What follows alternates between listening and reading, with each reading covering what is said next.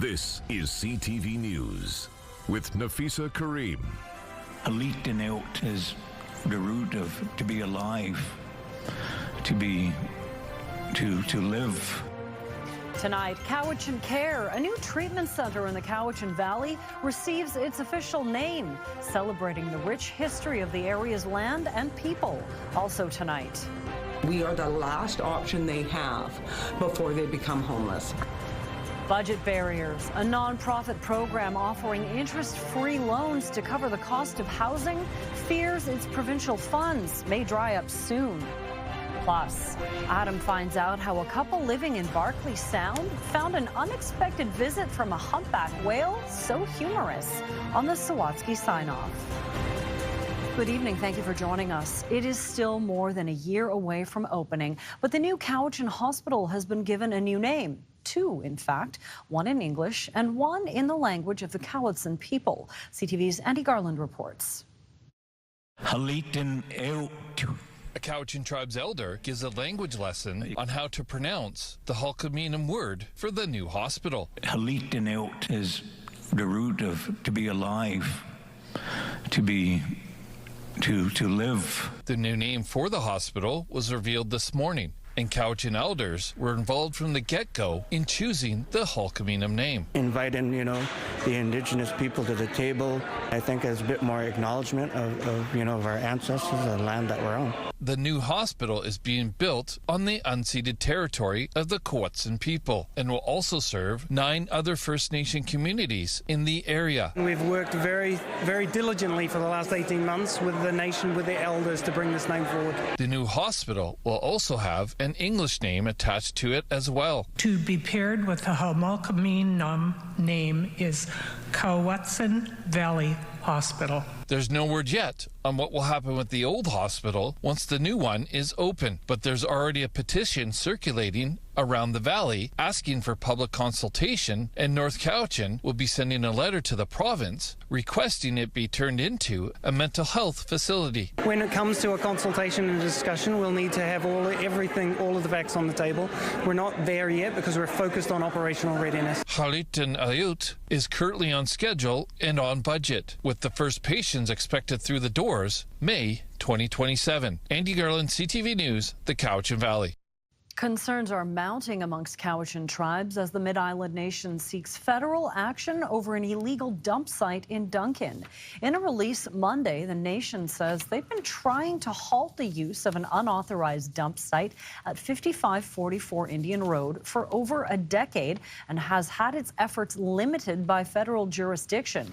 They're concerned about potential environmental impacts as construction waste, home garbage, and contaminated materials continue to be dumped on Cowichan lands, adding that the pollution and contamination of reserve land is a generational, systemic, and national problem. This is us moving forward, looking after our reserve, looking after our forest, our river. It really does matter to us in our Cowichan teachings to look after Mother Nature. It's everyone's jurisdiction that has to take care of this, not just Cowichan tribes. The chief adds that environmental stewardship remains a top priority for the nation. With the government tightening its financial belt, one South Island nonprofit that provides interest-free loans to people facing homelessness is on edge. The Greater Victoria Rent Bank says it is still waiting to learn if its funding commitment from the province beyond next spring is going to be deposited. And as CTV's Brendan Strange shows us, if that money doesn't arrive, the organization may have to shut its doors for good. For those who are in stable housing but have fallen on difficult times, the Greater Victoria Rent Bank offers stability. We are the last option they have before they become homeless. The nonprofit will provide those that qualify with an interest-free loan up to $3,000. That will cover a missed rent payment, damage deposits, or a number of other costs in order to get one back on their feet. The Rent Bank is funded through some non-government agencies as well as municipalities, although the bulk of its funding comes from the province, and so far, government has left the rent bank questioning if it will be able to continue its operation. We have no confirmation of operational funding beyond March 31st, 2026. Last year, the nonprofit provided roughly $300,000 worth of loans in the capital region, which equates to 340 families. 35% of those families include those with children. Of those with children, 70% are single parents. It's not the only nonprofit worried about future sustainability, as governments across all levels signal fiscal restraint. Now, due to the funding uncertainty, the network of rent banks throughout BC has collectively petitioned the province for long-term funding to ensure the program will continue as more family budgets get stretched under the rising cost of living. We refer people to the rent bank all the time. The Together Against Poverty Society is a low-income legal advocacy provider. It's another nonprofit that has become a lifeline for those facing financial struggles on the South Island. TAPS works hand in hand with the Greater Victoria Rent Bank and says without the service, hundreds of families could face evictions. We see a lot of success from the rent bank in being able to not just help with the financial side, but communicating with landlords and bridging kind of gaps in funding when people lose work or have a crisis in their lives. We absolutely feel like the province should reconsider if they're thinking about cutting this program. The province's funding decisions are made annually through the budget planning process, and that planning for budget 2026 is currently underway. We need to know because people who are in need to have assurances that this incredibly important resources is going to be in place, or we're going to be spending so much more money on emergency services that are needed as the escalating numbers of homelessness start to grow. Brendan Strain, CTV News, Victoria. A View Royal councillor and self-proclaimed soccer fan is pitching a motion to attract tourists to the island next summer. When the FIFA World Cup comes to BC and the Pacific Northwest, Councillor Don Brown wants View Royal to temporarily allow short-term rentals. Right now, the town doesn't allow any. He thinks people will be traveling from around the world for the games, and that's a good opportunity to hit pause on the area's rules to help welcome more visitors. Gives people a chance to host people from other countries, put a few dollars in their pocket, of course. And it's also an opportunity for us as a council because people have already approached us many, many times about allowing short-term rentals. So if it works out really well, maybe we'll consider that as a bylaw change. Brown is hoping council can debate the matter in early December. He's proposing the town waive enforcement of the short-term rental bylaw in June and July so people can come early and stay late around the World Cup. The municipality would also have to operate within provincial legislation. One of Western Canada's top retailers is bringing back an annual campaign to try and spread holiday cheer to seniors in their communities. London Drug Stores announced the return of stocking stuffers for seniors for the 10th year. Starting today until December 8th, stores will have Christmas trees put inside where customers can pick a gift tag containing wish list items for a local senior. The company is collaborating with more than 200 care homes across Western Canada this year. The family of a missing 40-year-old woman is turning to GoFundMe as they look for new information on her potential whereabouts. Ashley Bosma was last seen camping near Comox Lake on October 14th. She's described as 5'4" with blue eyes and hair dyed brownish purple and blonde. Mounties say it's possible that she was picked up by a vehicle or had entered the area's hiking trails. With no leads since her disappearance, the family is closing in on their $5,000 GoFundMe goal as a reward for anyone able to provide information on Ashley's whereabouts. Anyone with information related to her location is asked to contact Comox Valley RCMP. Nike has unveiled a new sneaker inspired by Vancouver's own Nardwuar, the human serviette. The musician and radio host, who became famous on Much Music and is known for his interviews with celebrities and politicians, shared the news on social media. While the shoes look a lot like his signature hat, complete with pom-pom. The official launch is December 6th, and Nardwuar is about to set off on a worldwide promotional tour. Still to come, rising fears over the flu. Specific strain we're worried about this year is called H3N2. The recommendations from Canadian doctors as vaccine protections appear to differ from flu seasons past. 8 degrees, looking pretty gray out there. Josh will be back after the break with the full forecast. CTV weather brought to you by Expedia Cruises. Plan, book, and safeguard your journeys. Explore the possibilities at expediacruises.ca. Western Lakeshore Youth, looking for a fun spot to hang out? Youth nights are here. Skating, art, swims, and a place to chill. Staff-led and supervised for a safe, inclusive vibe. Check out wspr.ca for more info. Time for weather. And Josh, the word for the rest of the week is umbrella. Thanks, Nafisa. There is some rain on the way for pretty much the entire island over the course of the next couple of days already.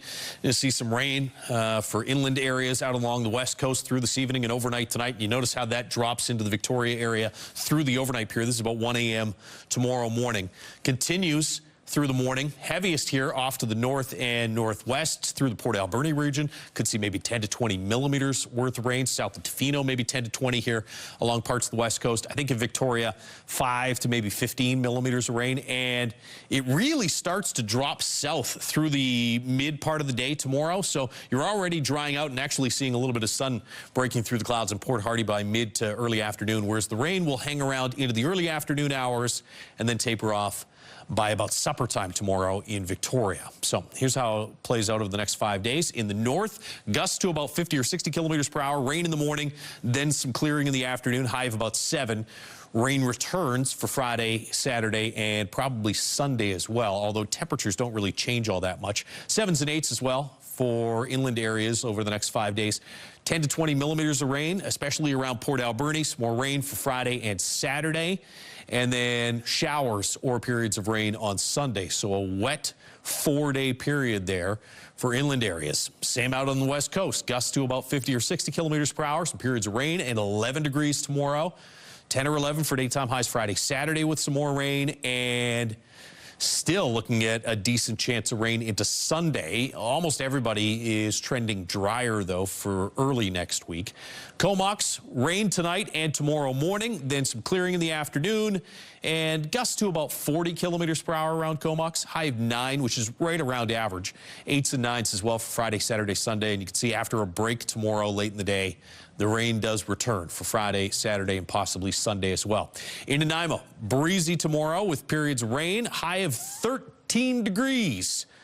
That rain continues through Friday and Saturday. There's probably a break there Thursday late afternoon into the evening hours before the rain rolls back in for Friday morning.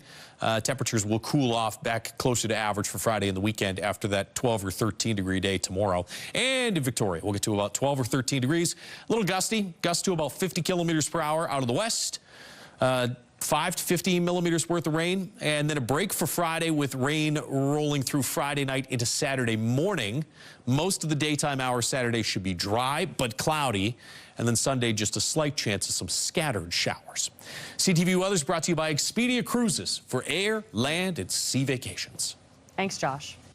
Starting today, workers in BC will no longer be required to provide sick notes for short-term absences. The new rules from the province state employers cannot ask for a sick note from workers. This applies for an employee's first 2 health-related absences of 5 consecutive days or less in 1 calendar year. The province says the goal of the new rules is to help free up time for doctors and other healthcare providers. Doctors wrote an estimated 1.6 million sick notes in 2024.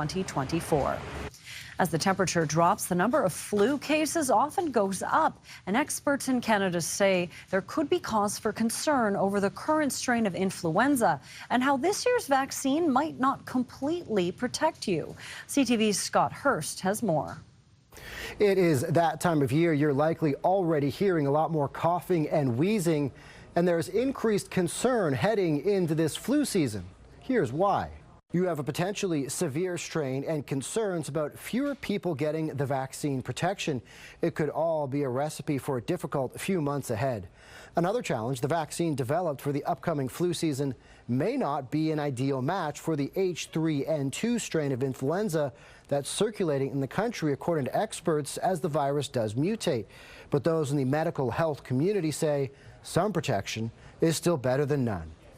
There'll be some degree of protection, and the degree of protection against the most serious outcomes is always the best.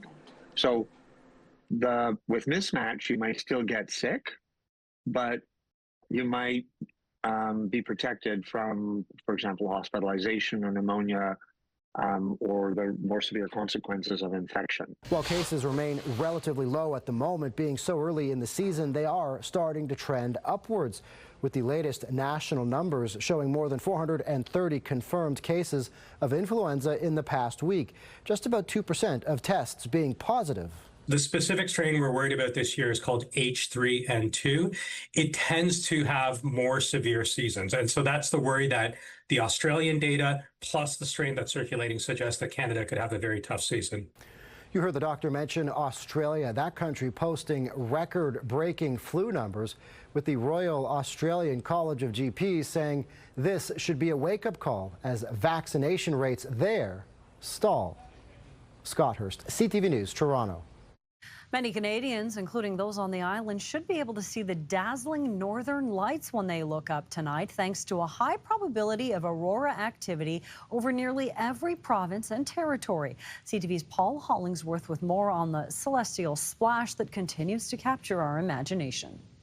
When Tiffany Fields looked outside late last night, she saw the colorful display of the northern lights in the Nova Scotia sky. It was just pink and red and glowing, and it was incredible. The northern lights are solar storms that happen when electrically charged particles from the sun collide with gases in the Earth's atmosphere. An astronomy technician at St. Mary's University, Fields was ready to capture the moment with countless pictures on her phone. And I could see the faint green glow in my camera, and I was just like so excited. So was Mark Perkin, who lives on Nova Scotia's Big Tancook Island and shot this photo. When we get the northern lights coming out like that, so strong and lighting up the entire sky, we can walk out our front door and it's right there. You got the ocean, you got the sky, and you don't know where one ends and the other begins. This geomagnetic storm was so strong, so powerful. People saw the northern lights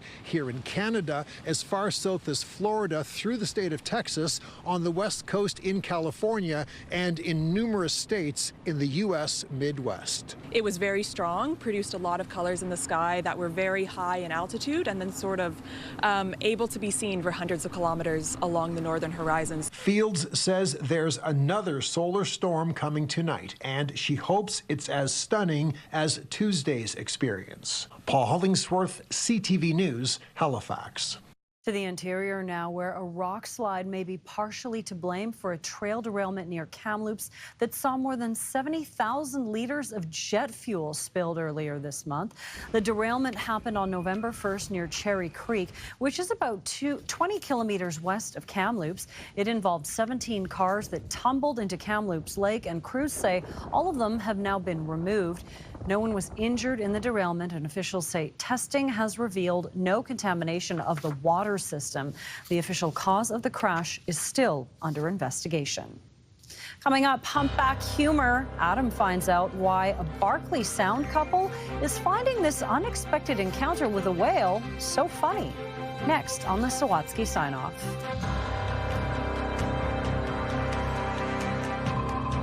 A trusted voice focused on Vancouver Island first. Good news for tourism. Sharing stories. We're here at Esquimalt Lagoon. That hit closest to home. Housing is a growing issue. What's your plan? Watch weekdays at 4:30 and at ctvnewsvancouverisland.ca.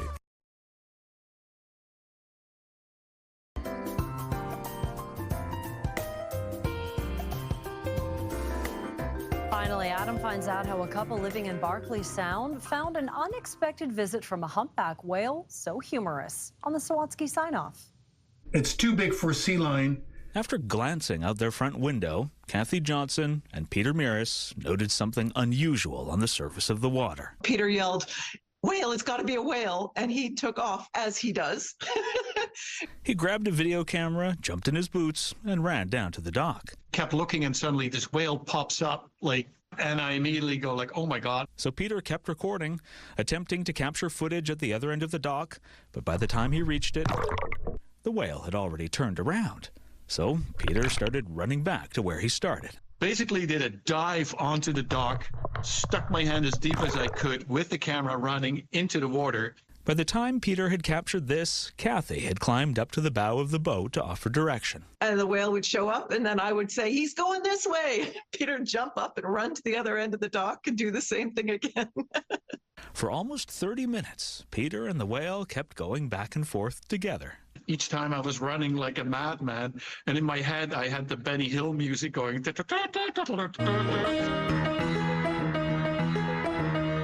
So Peter ended up editing the footage like the British comedian might have, by adding a suitable soundtrack.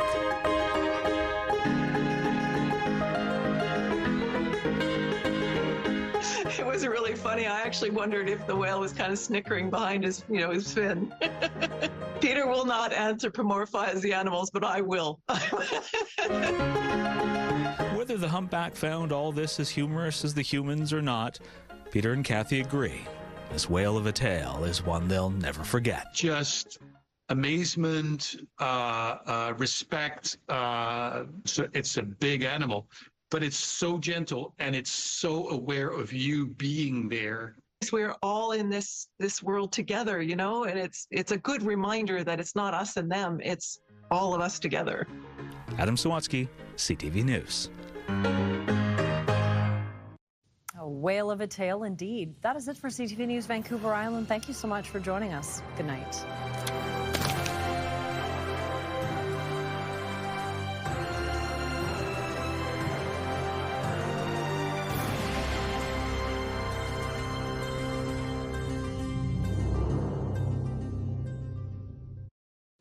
Today on CTV News. I was telling everyone, please pray for her, but absolutely no hope.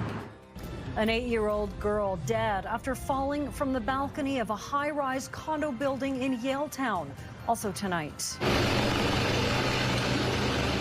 Lucky to be alive, a base jumper is rescued in the dark near Squamish. And spectacle in the sky. The Northern Lights put on a show not just over Metro Vancouver, but as far south as Texas. This is CTV News with Nafisa Kareem. Good evening. Thank you for joining us. We begin with a devastating story from Vancouver's Yaletown neighborhood. Police confirm that an 8-year-old girl fell from a high-rise balcony and has died. Police, firefighters, and paramedics surrounded the ARC building at Nelson and Expo Boulevard around 2:30 Tuesday. They say the child was on the 23rd story and fell before landing on a balcony on the 7th floor. Police are now trying to figure out exactly what led to the fall, as loved ones and neighbors mourn the loss of a sweet, fun, and very happy girl. She was smart. She was really sweet. She loved dogs. It's horrible for everyone involved, especially the family. So we're being sensitive to that. We're working with the family, and we're determining what led up to this. Police are now talking to neighbors and witnesses, as well as reviewing surveillance video to get a better idea of how the 8-year-old fell. A Vancouver woman has been found stabbed to death in Belize. 65-year-old Marty Thorne was found with stab wounds on Monday morning near her home. Thorne had been living in the community of Bullet Tree Falls in Belize near the border with Guatemala. She lived there for decades, operating a spa. Her death comes as a shock to those who knew her. I never saw her with enemies. She was a very friendly person, a very good person, like a family. I know her kids. They always say Uncle Mike, and we were a good buddy, you know. But I never believed what's happened to her. I was really sad what happened. Police have taken one person into custody and are looking for others who were potentially involved. The Thorne family says Marty's life was defined by kindness, generosity, and her unwavering care for others, adding her family and loved ones are devastated by this senseless loss. A base jumper is lucky to be alive after he leapt from a mountain in Squamish yesterday afternoon and was blown back into the cliff face, leaving him clinging to a rock for hours with 2 broken ankles. Squamish Search and Rescue got the call at 5:30 yesterday afternoon about the trapped man on Slahaney Mountain, which is right next to the chief. Crews set up a rope rescue system to rappel down to the man whose parachute had become tangled after it blew back into the cliff face. They attached him to a harness and pulled him up to the staging area, where a helicopter was able to land and take him to hospital. The position he was in, he was kind of gripped around a fin of rock, laying on that rock with his feet dangling over the edge. So he was very cold. He was lucky that he was able to hang on, and he was lucky that he landed where he did, because generally, if you go back into the cliff and there's nothing to catch you, you're going to the bottom. Squamish SAR is warning base jumpers that colder weather and shorter days make rescues much more difficult at this time of year. Police in Abbotsford are investigating after a local business was hit with gunfire early this morning. Officers were called to King Road near Town Line Road just after 6:30 this morning after reports of bullet holes in the front window of a business. Fortunately, nobody was injured, in part because the business in question was not open at the time. Investigators are working to find a motive and are asking anyone with information to reach out. Well, City Hall was packed today as hundreds of people signed up to speak to council in an effort to sway councillors on the 2026 budget. That budget promises a freeze on property taxes next year, but to make that happen, some cuts have to be made and fees have to go up.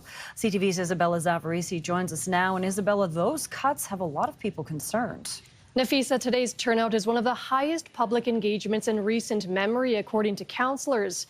Many feel there's a lot on the line following Mayor Ken Sim's push for a 0% property tax increase.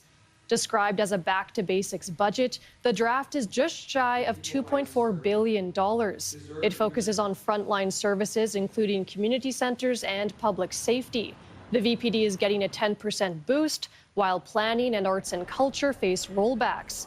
A budget survey conducted by the city found people were in favor of a property tax hike. Some speakers say they feel council isn't listening to the public.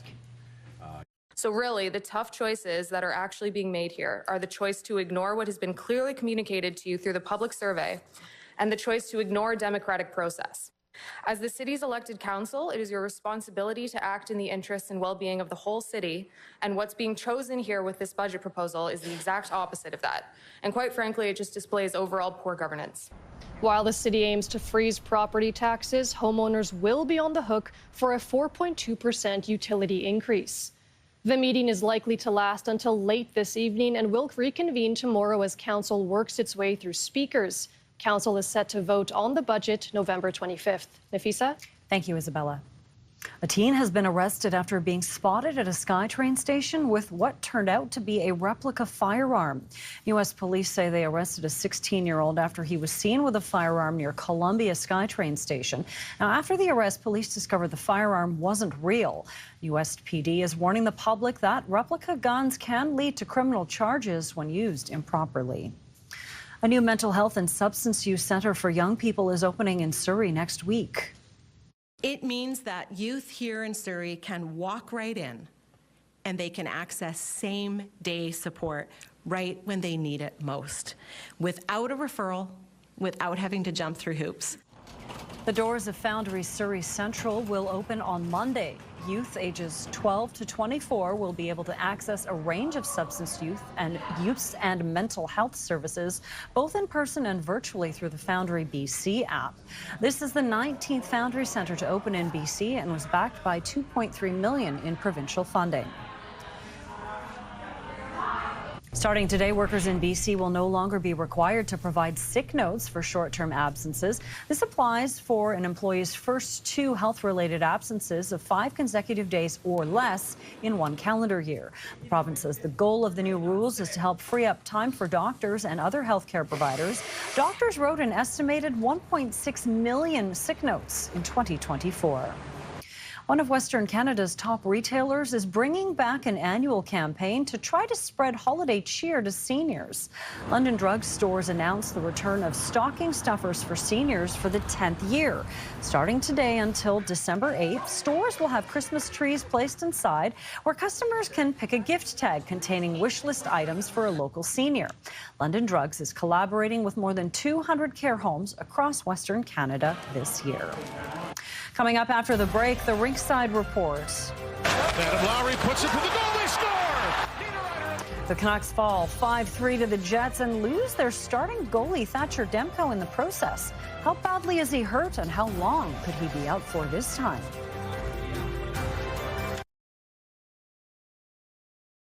The Rinkside Report, brought to you by CapitalDirect.ca. Capital.ca. Let's make your vision a reality with Capital Direct. Approaching the quarter pole of the NHL season, the Vancouver Canucks are below 500, outside a playoff position, and facing a critical stretch of games without their #1 goalie. CTV's Ben Milger breaks it all down in this week's Ringside Report. Back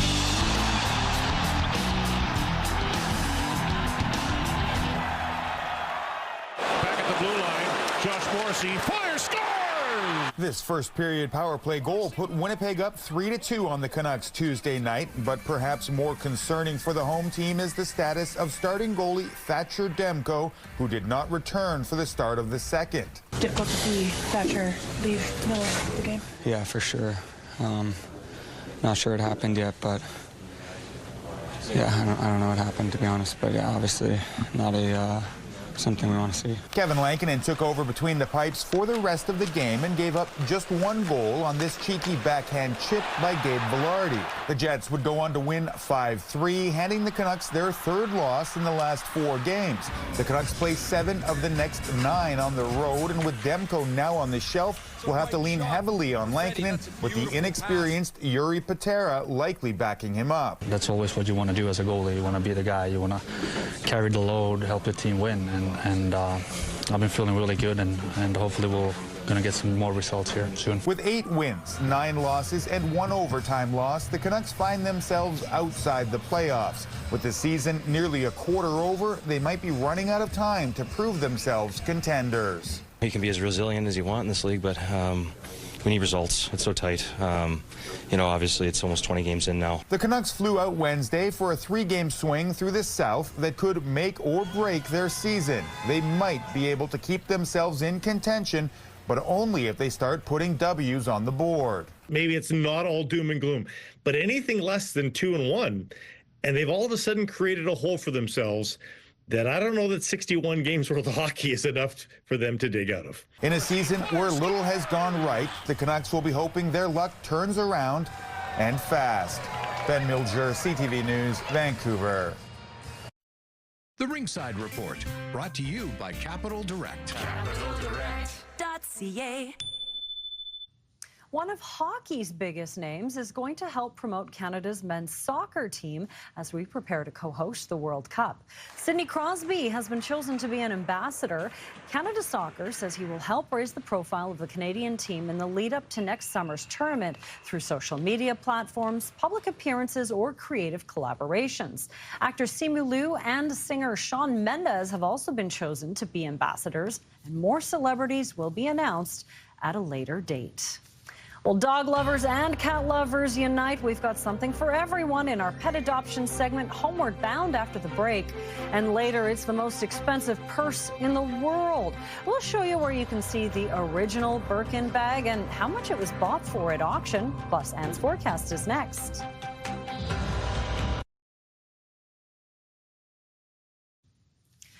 You can almost hear the Michael Bublé. It's beginning to look a lot like Christmas at Anne's house. Anne, you've been a busy elf putting up that tree very quickly, I might add. No help through the magic of television at all speeding up that video. Nope, not at all. A time lapse doesn't work, but yes, it is up and a little later than usual. Last year I had it up, I think, November 4th. So there you go. I'm not too crazy. Here's a look at our warnings right now. We do have rainfall warnings in place for parts of Metro Vancouver and Howe Sound, so the northeast corner for Maple Ridge as well as Coquitlam and Pitt Meadows, and the northwest corner, North Shore as well as West Vancouver. 40 to 60 millimeters of rain through tonight into tomorrow before it eases off. So right now we're seeing dry conditions pretty much across the lower mainland as we head through this evening, overnight into tomorrow morning. For your early morning commute, we will see rain heavy at times in the yellows and oranges continuing, and then slowly tomorrow night it does ease off. We do still have a line of showers as we head into tomorrow evening for the eastern sections of Metro Vancouver and the Fraser Valley.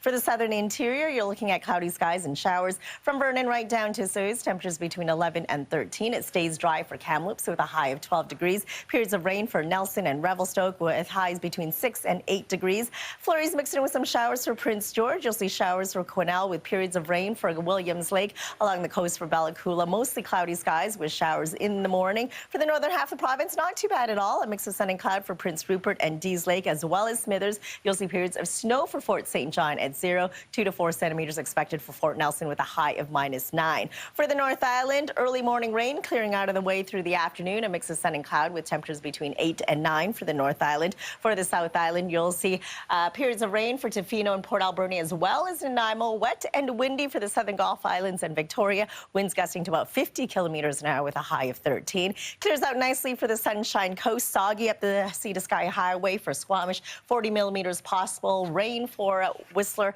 and for us across the Lower Mainland. It'll be wet and windy as well, with temperatures between 12 and 13 degrees heading into Friday. We'll see cloudy skies, a slight chance of a shower, 10 degrees, light rain as we kick off the weekend on Saturday, continuing into Sunday. And Monday, we start off wet, drying up through the afternoon, and a high of 9. You know what, Anne, with that gloomy forecast, I want to sit in front of your Christmas tree, too, with a hot chocolate and just watch the lights. Come on over. Yeah, I think I get it. It's welcome for everyone. Thanks, Anne.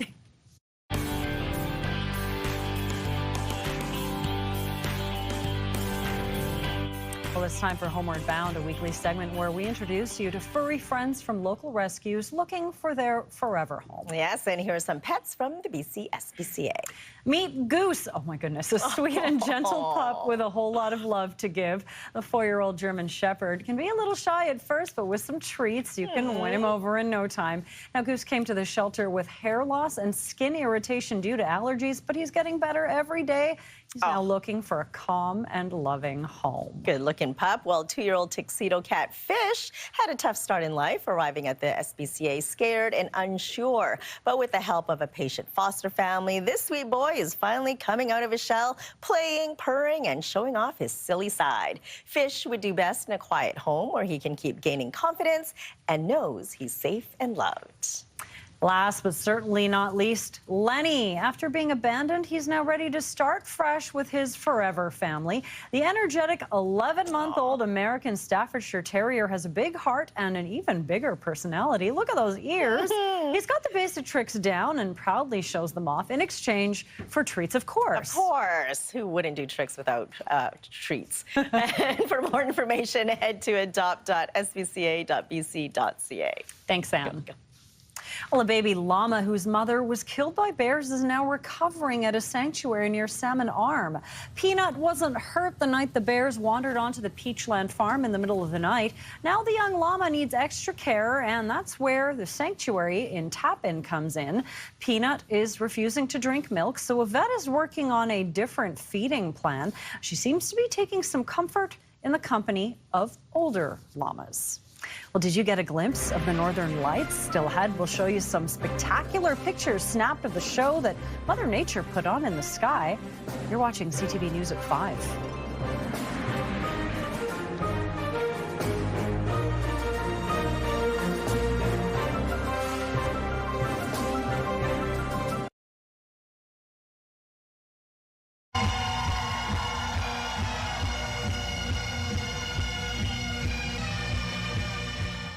A new world record was set in Australia today by hundreds of bagpipers. 374 of them played AC/DC's rock and roll classic, It's a Long Way to the Top.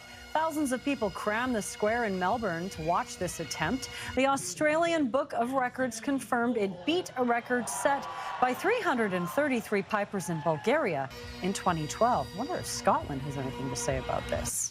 Well, a singer with a big voice is hitting the big screen. Adele will make her acting debut in the upcoming film Cry to Heaven. It's an adaptation of Anne Rice's 1982 novel. Pre-production is already underway in Rome and London, and the movie is said to be released next fall. In 2024, the Grammy winner said she was ready to take a break from music, wanting to do other creative things. One of the most successful animated movie series is returning next summer. We're getting a sneak peek. Hi there, I'm Lilypad. Let's play! This is the first teaser trailer for Toy Story 5. Buzz, Woody, and the rest of the main toys return with a new toy of the digital variety joining the game. A tablet called Lilypad becomes the new favorite and pits playtime against screen time. Toy Story 5 will hit theaters next summer. Now with a preview of CTV News at 6, me, Jung Lee. Nafisa, it is a packed house at Vancouver City Council with hundreds voicing their concerns about cuts to service in the budget. And a tragic sudden death in Yaletown. Police confirm an 8-year-old girl fell from a 23rd floor balcony onto another balcony below Tuesday afternoon. We hear from neighbors coming up. And Prime Minister Mark Carney will be in northern BC to announce the next round of major nation-building projects. CTV News has learned one of them is the Sealisums LNG project. And an extremely close call for a base jumper who was rescued in Squamish after clinging to a rock for hours. I'll be back at 6. Nafisa? Thanks, Mi-Jung.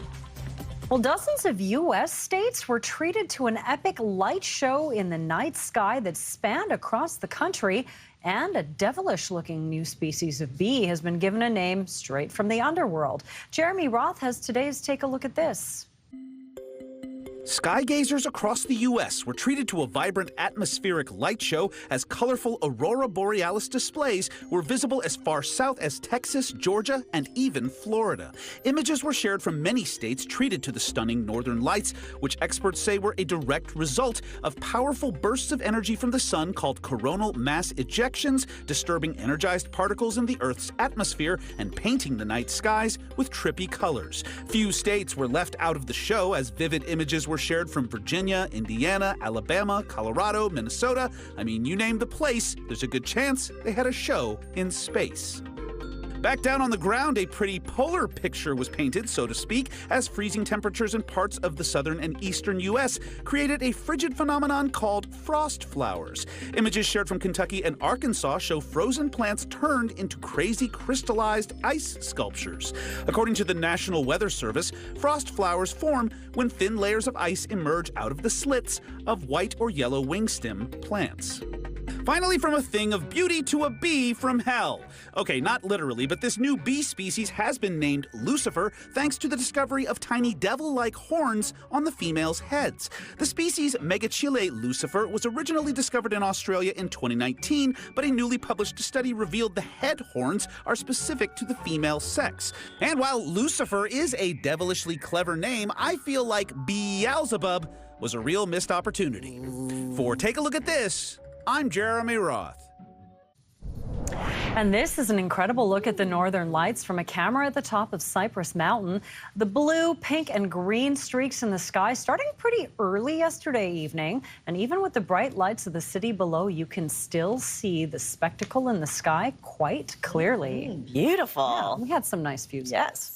And if you're looking to splurge this holiday season, looking for a gift for me maybe? Yes. How about a multi-million-dollar handbag? Why not? The original bag, custom made for actress Jane Birkin, was revealed in Tokyo today. A Japanese company purchased the Birkin for a staggering 8.6 million euros. That's actually about 14 million Canadian. You'd have to sell the jet to buy I think that so. bag. This went up for auction in Paris in July. Now, a month before that, news about this bag was widely covered in Japan, which apparently sparked the interest of the buyers. They're going to put it on display for about a week. Hopefully the Louvre thieves don't find out. Oh, my goodness. That is amazing. Yeah. All right, speaking of the beautiful Aurora Borealis, check out Onanol in Manitoba. Red and greens. Thanks, Val, for sending this one in. And you can email us your scenic snapshot at scenicsnapshot@ctv.ca. We'll return for CTV News at 6 with me, Jung Lee. Right now, here is Sandy Ronaldo with CTV National News. Stay dry out there.